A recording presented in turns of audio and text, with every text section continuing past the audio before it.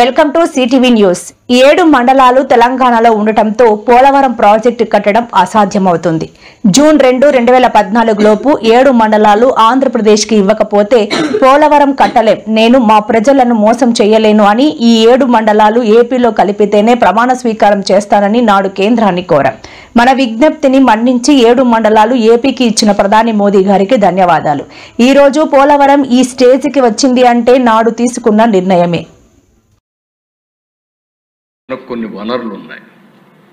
పోలవరం, హైదరాబాద్ నగరం తెలంగాణకి వెళ్ళినప్పుడు ఇక్కడ వనరులు తక్కువగా ఉన్నాయి, కాంపన్సేట్ చేయాలనే ఉద్దేశంతో పోలవరాన్ని నేషనల్ ప్రాజెక్టుగా డిక్లేర్ చేశారు.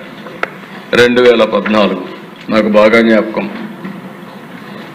ఆ రోజు ఎన్డీఏ ప్రభుత్వాన్ని ఎన్నుకున్నారు. ఎన్నుకున్న తర్వాత ఢిల్లీకి వెళ్ళాం. ప్రధానమంత్రి గారి ప్రమాణ స్వీకారం.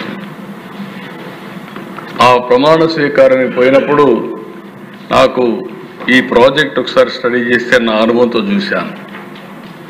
అందులో మీరు చూస్తే 7 మండలాలు తెలంగాణలో పెట్టారు. అవి సబ్మెర్జెన్స్లో వస్తాయి. ఆ 7 మండలాలు కానీ క్లియర్ చేయకపోతే ఈ రాష్ట్రానికి ఆ ప్రాజెక్ట్ కట్టలేము. కేంద్రం అనుకున్నా కట్టే పరిస్థితి ఉండదు. రెండోది దేశ ఈ 7 మండలాలు కట్ ఆఫ్ డేట్ ఉంది. ఆ రోజు జూన్ 2వ తారీఖున మనకు విభజన రోజు కట్ ఆఫ్ డేట్. ఆ రోజు దాటితే 2 రాష్ట్రాలు స్వయం ప్రతిపత్తి అంటే అటానమస్గా ఉంటాయి. ఆ తర్వాత ఏ నిర్ణయం తీసుకోవాలన్నా తెలంగాణ రాష్ట్రం ఒప్పుకోవాలి. ఆ సందర్భంలో నేను ఒకటే రిక్వెస్ట్ చేశాను ప్రధానమంత్రి గారిని, కేంద్రాన్ని.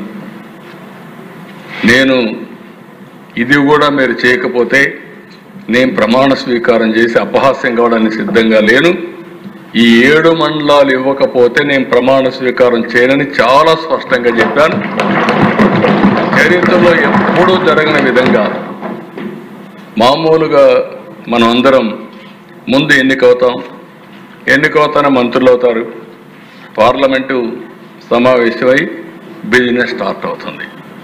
కానీ ఆ రోజు పార్లమెంట్ సమావేశానికంటే ముందు ఆర్డినెన్స్ తీసుకొచ్చి ఆ ఆర్డినెన్స్ ఇచ్చిన తర్వాత పార్లమెంట్ సమావేశాలు పెట్టారంటే ఈరోజు ఆ ప్రాజెక్టు పూర్తి అయిందంటే ఆ రోజు ఎన్డీఏ ప్రభుత్వం చొరవ తీసుకున్నారు కాబట్టి అయింది తప్ప దానికి మనస్ఫూర్తిగా ఇప్పుడు కూడా నేను ప్రధానమంత్రి నరేంద్ర మోడీ గారిని అభినందిస్తున్నానని తెలియజేస్తున్నాను. ఆ డెసిషన్తో దిశ ఈరోజు ఈ ప్రాజెక్టు ముందుకెళ్ళింది. మనకు కొన్ని వనరులు ఉన్నాయి.